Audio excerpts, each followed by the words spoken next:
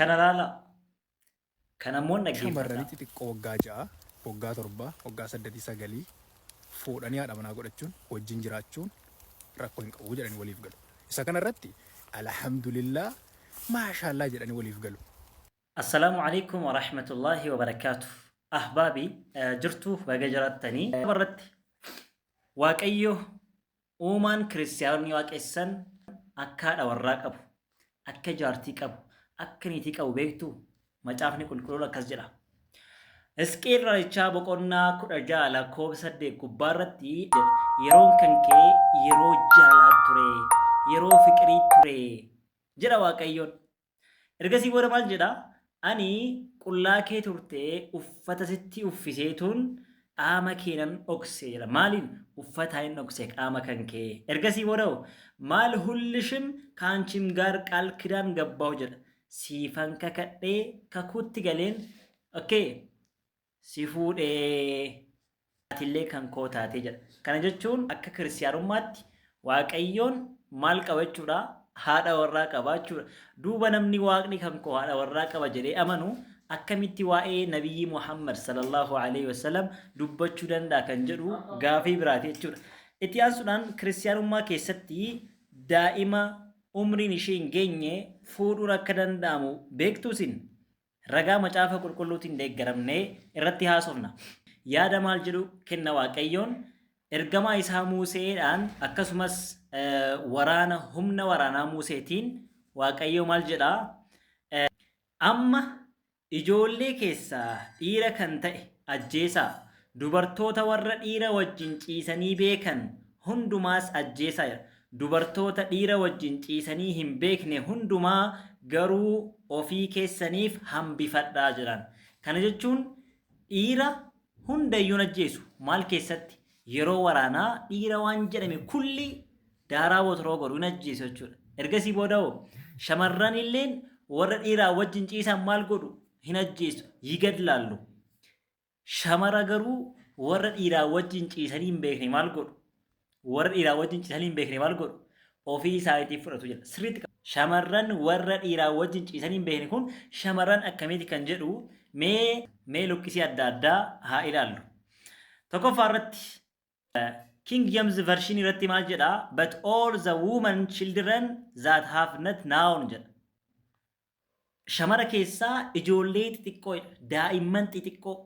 Daa'imman xixiqqoo maal godhaa jedha? Ofii keessanii godhaa jedha. Daa'imman xixiqqoo. American Standard Version irratti immoo maal jedha? But all the women children jedha. Kunis akkuma sana. English Revised Version immoo maal jedha? But all the women children jedha. Kunis hundi isaaniiyyuu ijoollee daa'ima wanta akka hin beekne maal godhaa? Ofii keessanii oolfadhaa jedha.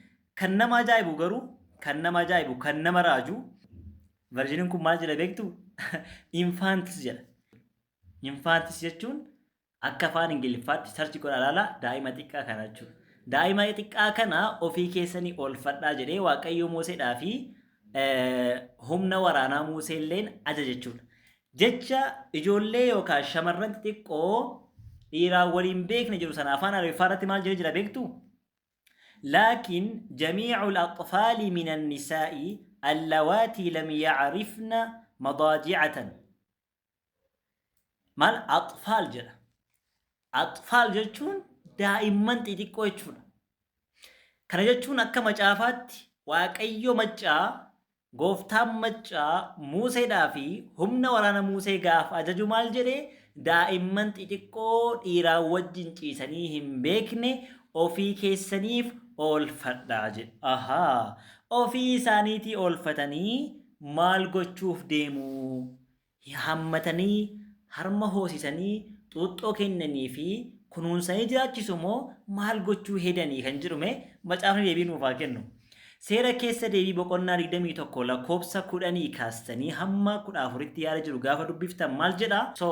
Lola keessatti Waaqayyoon dhiira ajjeesaa, shamara dhiiraa wajjin ciisanii beekan ajjeesaa, shamara dhiiraa wajjin ciisanii hin beekne daa'imman xixiqqoo atfaal ka jedhame, infantis ka jedhame, children warra jedhaman sanniin immoo maal godha?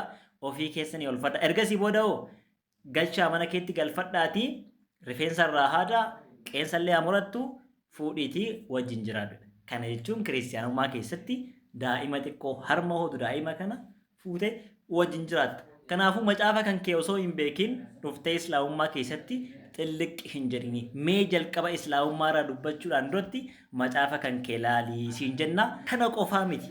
Kana qofa siin fakkaate? Haay. Kana qofaa miti. Ganaas ni baafna. Weedduu caalu.